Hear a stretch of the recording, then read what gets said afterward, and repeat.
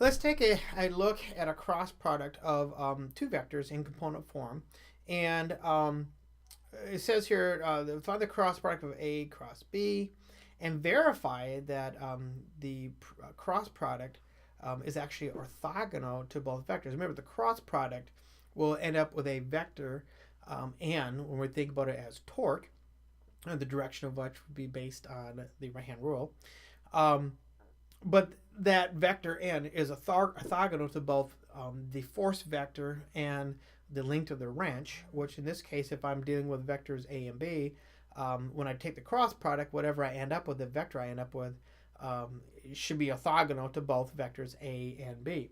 Now recall that I can write vector a and vector b in terms of the standard basis vectors. So a will be I plus j minus k, and b will be 2i plus 4j plus 6k. So with that, I can say that this cross product, a cross b, is going to be equal to the determinant of I, j, k, and then a is 1, 1, negative 1, and b is 2, 4, 6. So let's see, I need to work this out, and I'm going to keep in mind I have this plus, minus, plus pattern that I follow when I'm working on my determinant. For first I have I, so when I have I, I'll be working on these four. So that's going to be 1 times 6 minus 4 times the negative 1. That's I. Minus, if I go to j, I'm going to eliminate this column, work with these two guys here. That's going to be 1 times 6. Should probably put that like that. Minus 2 times the negative 1. That's j. And k, I'm going to eliminate this column and work with just these guys, which is going to be plus 1 times 4 minus 2 times 1.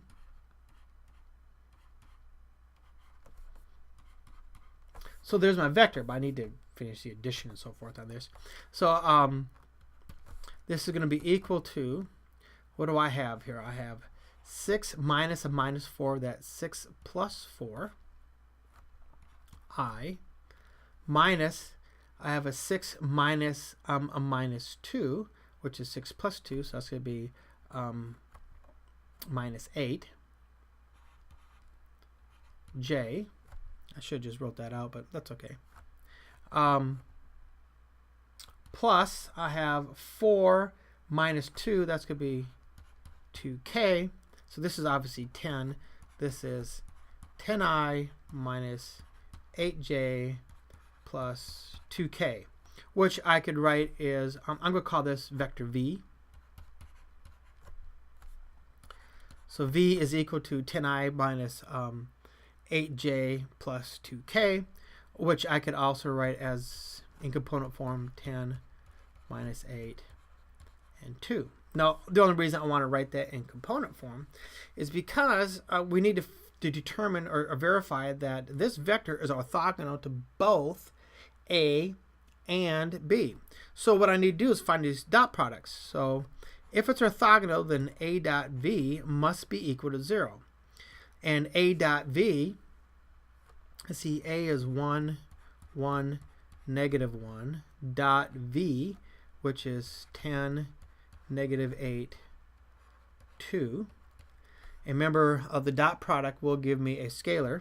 So this is 1 times 10 plus 1 times the negative 8, so that's just minus 8, plus negative 1 times 2, so that's just plus or minus 2. That's 10 minus 8 minus 2, that's 0. So clearly a and v are in fact orthogonal. And likewise b dot v, which is, see, 2, 4, 6 dot, oops, I kind of messed that up a little bit, dot 10, negative 8, 2, that's 2 times 10, plus 4 times the negative 8, that's negative 32, plus 6 times 2, that's 12. I'll write it as 6 times 2 so you can see where it comes from. So this is 10. Oh, that's not 10, that's 20. 2 times 10, thank you, is 20. Minus 32 plus 12. Well, 20 and 12 is 32. Minus 32 is 0. Therefore, we just showed that V is in fact orthogonal